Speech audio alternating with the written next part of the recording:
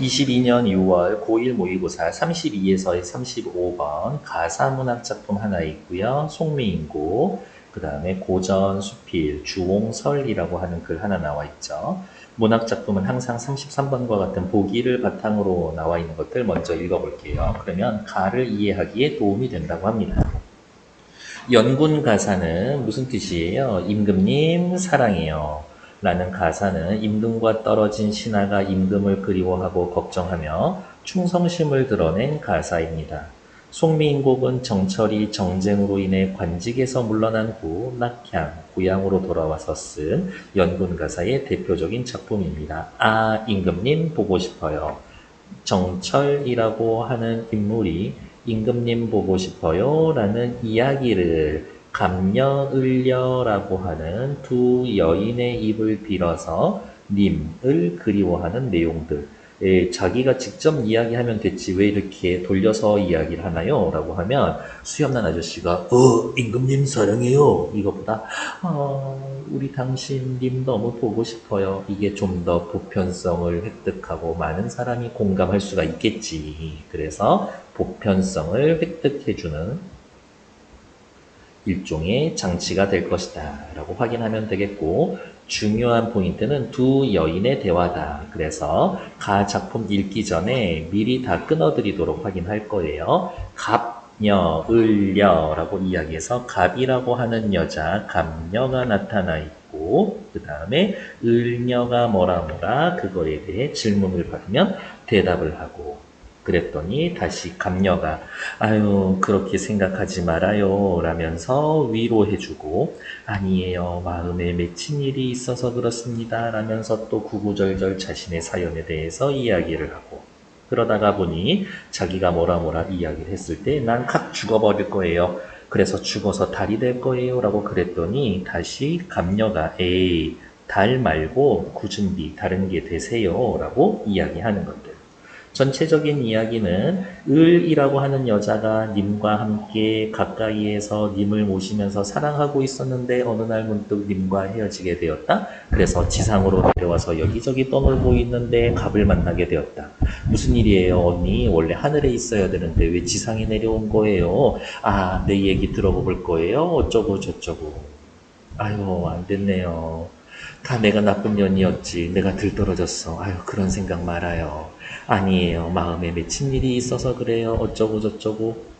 아무리 생각해도 나 다시 님을 만나서 옆에서 모시지 못할 것 같아. 나 죽어서 달빛이나 되어서 님의 창가에 비출 거예요.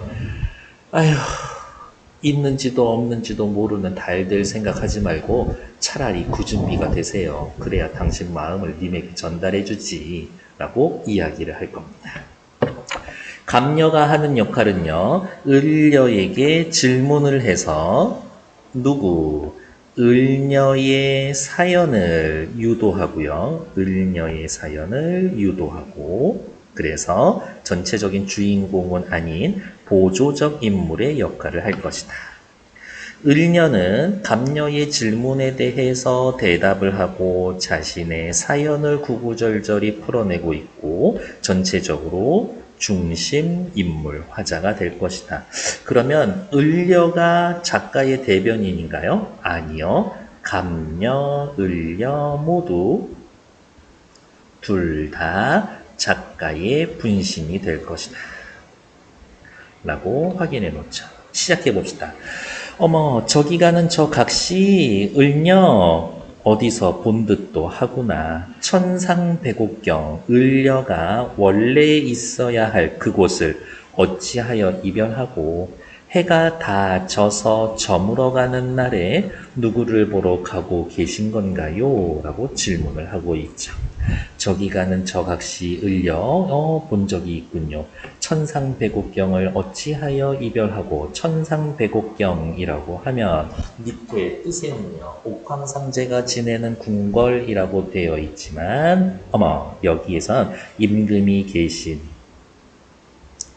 궁 정도가 되겠지. 정철 입장에서는 어찌하여 이별하고 현재의 처지, 해가 다 져서 저물어가는 날에 어두워지고 있죠. 전체적으로 하강적 이미지. 누구를 보러 가시나요? 어머, 너로군요. 감녀, 너로군요. 내 사설 들어보시오. 나의 이야기를 들어보시오. 이 얼굴, 나의 몸, 이 거동, 나의 태도가 님 사랑 받을 만할까마는 어머 나도 님에게 어울릴 수 있을까? 라고 생각하고 있었는데 님께서는 어쩐 일로 나를 보시고 옳다구나 너로구나 너 나를 모시도록 하여라 라고 여기시니 이유는 뭔지 잘 모르겠지만 나에 대한 님의 애정이 드러나 있었죠. 나도 님을 믿어 군뜻 허튼 생각이 전혀 없었지. 아양도 부리고 교태도 부리고 어지럽게 하였더니 바로 이게 을려가 생각하는 을려 자신의 잘못한 점. 그래서 그랬던가 반기시는 낯빛이 예전과 어찌 다르신고 달라지셨을까? 라고 하며 과거 자신의 처지가 변해버렸습니다. 누워서 생각하고 일어나 앉아 헤아려 봤더니 아무리 곰곰이 생각을 해봐도 심사숙고해봐도 내 몸이 지은 죄 산같이 쌓여 있으니 이게 다 전부 다 내 잘못이었다라고 하면서 자책. 근데 아무리 죄를 지어도 어떻게 산처럼 쌓일 수가 있겠어요? 거짓말이죠. 과장. 뭐뭐같이 뭐뭐처럼이라고 하면서 직유법도 쓰여 있고 하늘이라 원망하며 사람이라 허물하라 탓하겠는가 알면서 물어보고 있죠. 쓰여 있는 표현법 서리법 누구를 원망하고 누구를 탓합니까? 사자성어로 수, 원, 수, 구 아무도 탓할 사람이 없습니다. 전부 다 내 책임입니다. 아, 내가 들떨어졌어요. 서러워 풀어 헤아려 보니 이것이 다 조물주의 탓이로구나. 조물주 그 자식이 나쁜 자식이었어가 아니라 이것이 바로 나의 운명이었다 라면서 이게 내 팔자였나 봅니다. 내 팔자를 받아들여야 하나 봐요. 숙명론적 태도가 나타나 있음.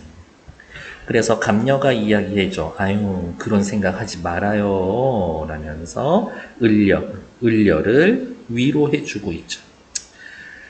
아니에요. 아무리 생각해봐도 내가 마음에 맺힌 일이 있어서 그래요.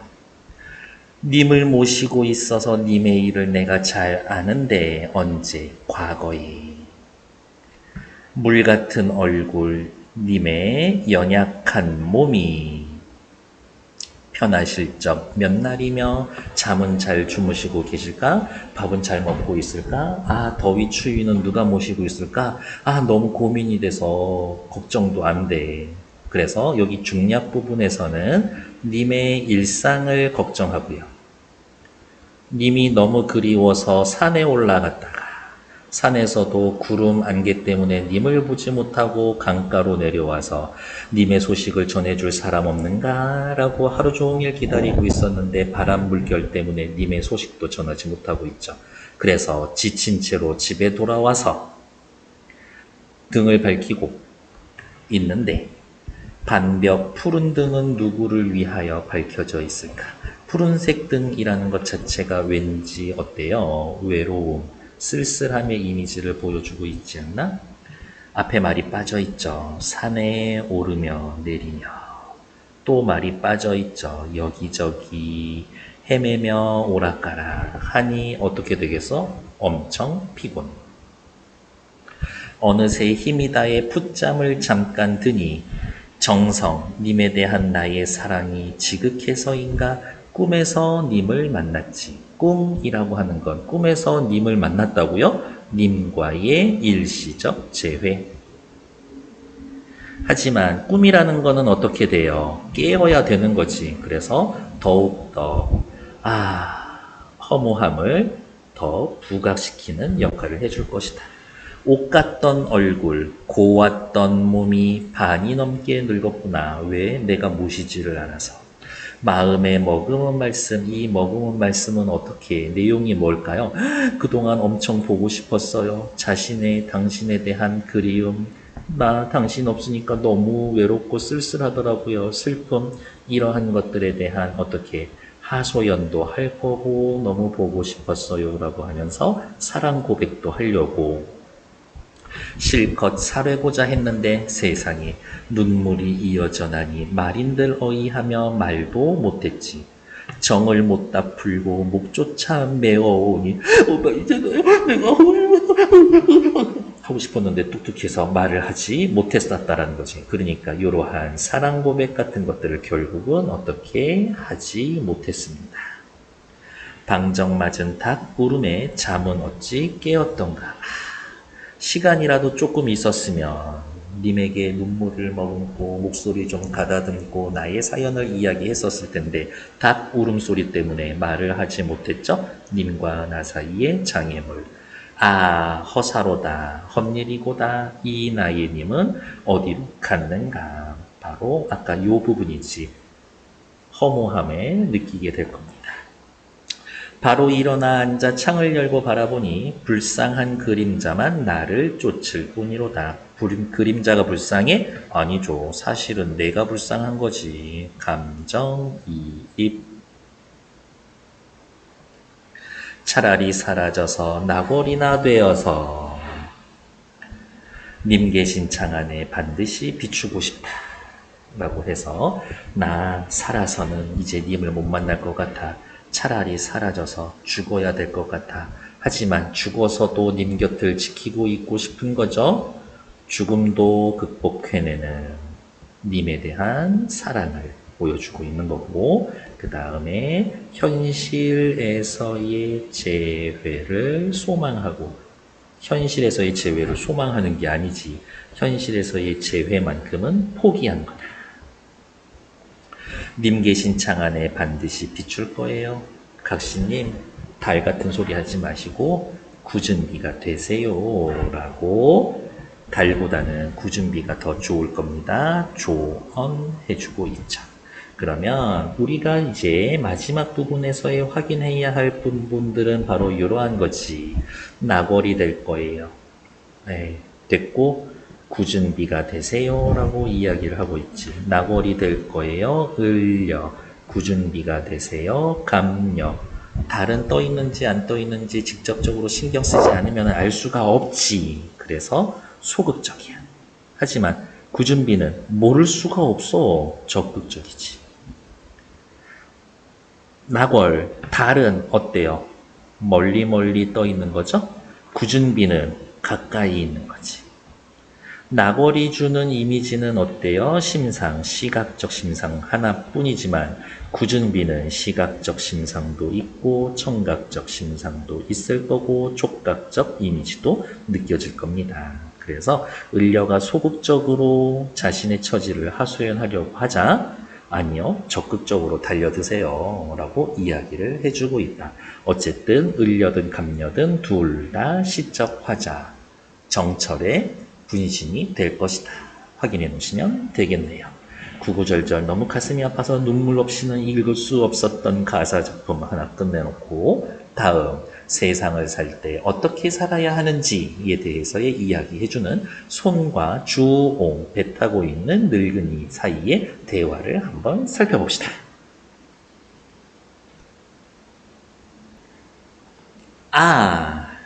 나 읽기 전에 33번 먼저 해결해 두면 좋죠? 자, 시작해 봅시다. 33번 문제.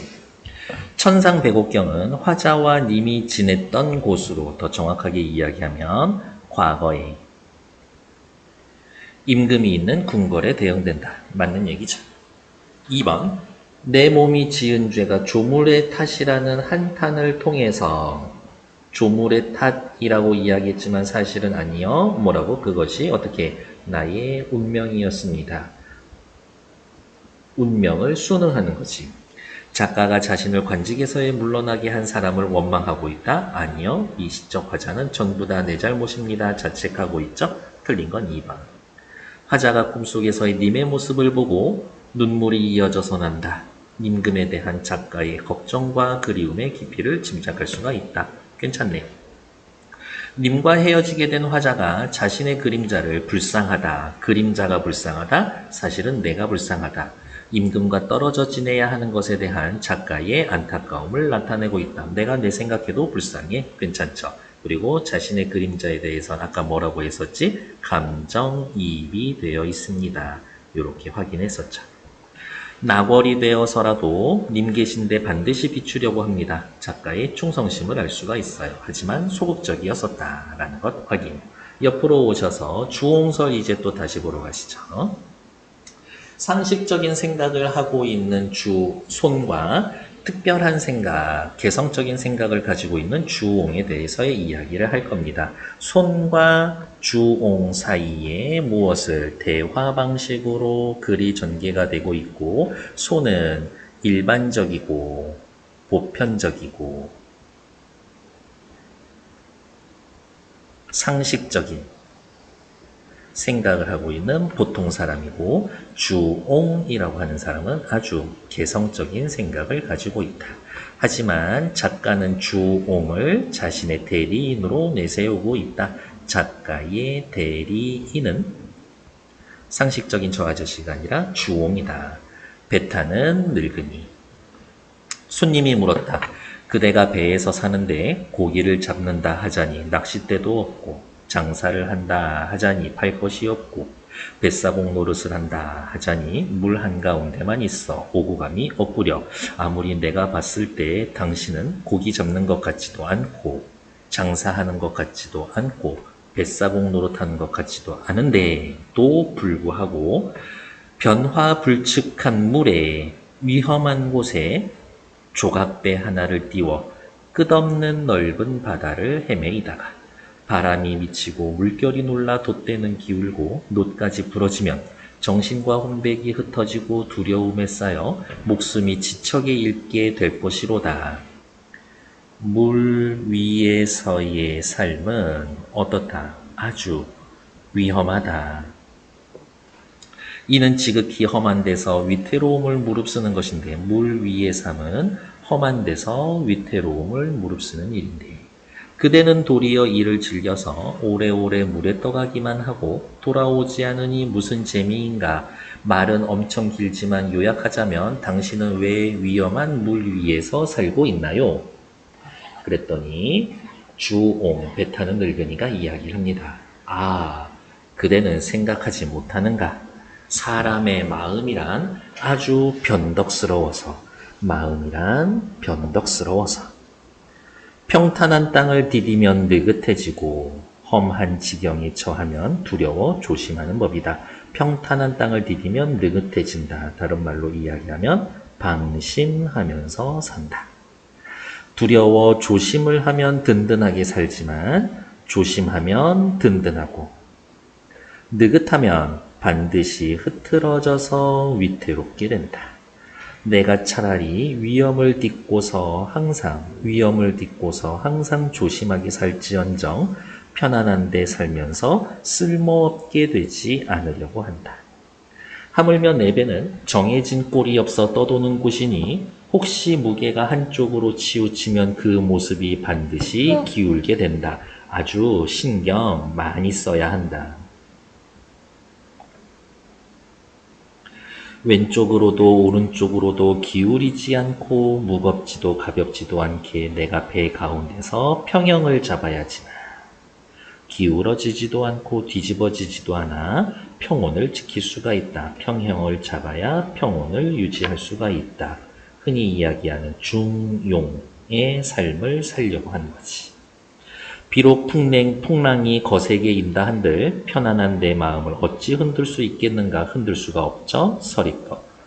무릇 인간 세상이란 한 거대한 물결이고, 인간 세상은 거대한 물결이고, 인심이란 한바탕 큰 바람이니 하잘것없는 내 한 몸이 아득한 그 가운데 인간 세상에 떴다 잠겼다 하는 것보다는, 떴다 잠겼다 부심 하는 것보다 오히려 한입 조각배로 만리 부슬비 속에 떠 있는 것이 더 낫지 않겠는가? 인간 세상에서 다른 인간과 함께 사는 것은 물결이 거세게 부는 것이고 바람이 거차게 거세게 불어와서 오히려 이게 굉장히 아주 훨씬 더 많이 엄청 너무나 위험한 것이다. 이거와는 달리 차라리 물 위에서 사는 것은 내가 스스로 조심하기 때문에 오히려 육지에서 발을 디디고 사는 것보다 더 차라리 안전하다. 내가 배에서 살면서 세상 사람들을 보니 안전한 때에는 후한을 생각하지 못하고 안전하면 사람들이 준비하지를 않아. 욕심을 부리느라 나중을 돌보지 못하다가 미래에 대해서 대비를 하지 못해. 마침내 빠지고 뒤집혀 죽는 자가 많다. 오히려 육지에서 죽는 자가 많다. 그대는 어찌 이것을 위험한 육지의 삶을 두려워하지 않고 도리어 나를 위태롭다라고 하는가? 하하하하. 너는 좀 덜 깨달았구나. 나는 인간 세상이 훨씬 위험한 걸 깨닫고 있었는데. 1번, 32번 이제 또 확인하러 갈게요. 서리적 표현을 사용해서의 의미를 강조하고 있다. 서리적 표현, 가의 서리적 표현 있나요? 물어보고 여기 있네요. 서리법. 우리는 이미 다 알고 있죠? 뭐 초록색으로 초록색이 된다. 물음표하고 동그라미 해놓으면 다 서리법이었었지. 그러면 나에도 서리법이 들어져 있는가요? 네, 바로 옆에 있네요. 비록 풍랑이 거세게 본다 한들 편안한 내 마음을 어찌 흔들 수 있겠는가? 내 마음을 흔들지 못한다. 서리법 쓰여져 있죠. 오, 순식간에 32번의 답은 1번 바로 체크가 되겠죠. 점층적 방식을 활용하여 주제에 둘 다 점층법이 없죠. 다양한 감각적 대상을 사용하여 대상을 예찬하고 있다. 굳이 예찬하는 것들은 둘 다 없지. 반어적 진술을 통해 가에도 반어가 없고요. 나에도 반어가 없지. 명령적 어조를 통해 현실에 대한 비판의식 둘 다 없는 거지. 그래서 답은 1번. 근데 요거 반어적 진술 있죠. 이것을 육지가 위험하고 발 디디고 사는 것이 육지가 위험하고 오히려 물 위가 안전하다라는 걸 반어적 진술로 본다면 대상, 무엇, 육지의 삶에 대한 비판적 육지의 삶에 대해서 혹은 물 위에서의 삶에 대한 태도를 드러내고 있다. 그러면 또 맞다고 볼 수도 있지. 네, 그렇지만 어쨌든 답이 되지는 않을 것이다. 확인해 보시면 되겠고요. 33번 문제는 우리 아까 같이 확인했으니까 다음 페이지 34번 보러 갈게요. 다음은 수업의 일부다. 선생님의 설명에 따라 가와 나의 인물을 분석한 내용으로 적절하지 않은 것은 시나 수필을 창작할 때 주제의식을 효과적으로 표현하기 위해 인물 간의 대화로 작품을 구성하기도 합니다. 그러네. 가도 대화고 나도 대화네. 이 경우 인물들을 중심인물과 주변인물로 나눌 수가 있습니다. 중심인물은 대화를 주도하며 작가의 의식을 대변하는 역할을 합니다. 을려하고 주옹설의 주옹 이야기하는 거네. 주변인물은 감녀네요. 그리고 주옹설에서는 손이지. 중심인물의 말을 이끌어내거나 중심인물을 위로하고 대안을 제시하는 보조적인 인물. 이거는 완전 감녀 이야기하는 거네. 중심인물과 대립하면서 중심인물에게 문제 제기를 하는 대립적 인물. 이거는 생각, 의견이 달랐던 주옹설의 손에 해당되는 거겠지. 밑에 살펴봅시다. 각시 내 사설 들어보. 중심인물이고요. 대화를 주도합니다. 그렇지. 이 각시는 누군데? 을려잖아요. 내 이야기 들어보세요. 말 많은 중심인물 대화를 주도하고 있다. 어머, 여기에서의 너는 누구예요? 갑이죠. 누구 보러 가는 거예요? 주변인물, 중심인물 말을 이끌어내고 있습니다. 괜찮네. 아유, 그런 생각 마세요. 다 내 잘못이에요. 라고 이야기했을 때 그러지 말아요. 그런 생각 아니에요. 당신 잘못한 거 없습니다. 중심인물과 대립하는 게 아니라 중심인물을 위로해 주는 거지. 2번이 정답이네요. 굳은 비가 되세요. 대안을 제시해 줍니다. 무엇? 낙월, 지는 달보다 굳은 비가 되세요. 대안을 제시해 줍니다. 괜찮지? 밑에 주옹, 중심인물이죠. 그대는 어찌 이것을, 무엇을, 육지의 삶을 두려워하지 않고 도리어 물에 사는 나를 위태롭다라고 하는가? 작가의 의식, 주제를 드러내줍니다. 아주 좋네. 매사 조심하면서 살라. 그대는 도리어 이를 즐겨 물에 오래 떠나들기만 하고 돌아오지 않으니 무슨 재미인가? 뭐 왜 그렇게 살고 있니? 주변 인물이 중심 인물에게 문제를 제기합니다. 아주 좋은 이야기. 밑으로 또 내려올게요. 나의 기억에서부터 미음에 대한 내용으로 적절하지 않은 것을 네, 저는 또 살펴보러 갈게요. 기억이면은 어디예요? 넓은 바다. 자, 필기 준비. 기억은 넓은 바다. 1번. 변화 불측. 그렇죠. 변화가 많아서 예측이 불가능하다. 세상 사람들은 위험하다고 생각한다. 그렇죠. 다음, 니은. 평탄한 땅. 평탄한 땅. 주홍이 사는 곳과 대비되는 장소. 그렇죠. 세상 사람들은 안전하다고 생각한다. 예. 디귿. 풍랑. 바람과 물결인 거죠. 풍랑. 이것 때문에 육지 사람들은 배 위가 위험하다고 생각하지.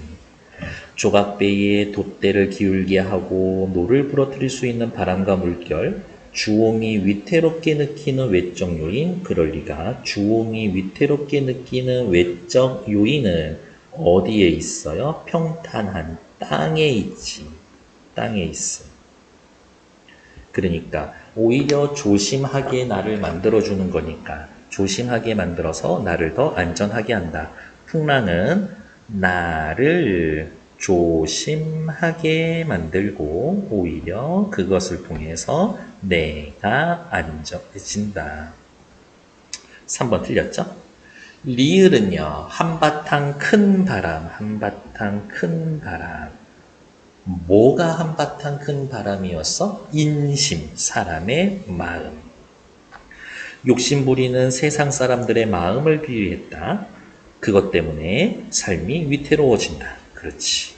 미음은요. 한입 조각배. 주홍이 타고 다니는 거죠. 바람에 쉽게 흔들릴 수 있지만 인간과 세상에 비해서 오히려 안전함을 느끼는 곳이다. 그렇죠. 그래서 틀린 건 3번. 수고하셨습니다. 다음 지문에서 만나요. 뿅!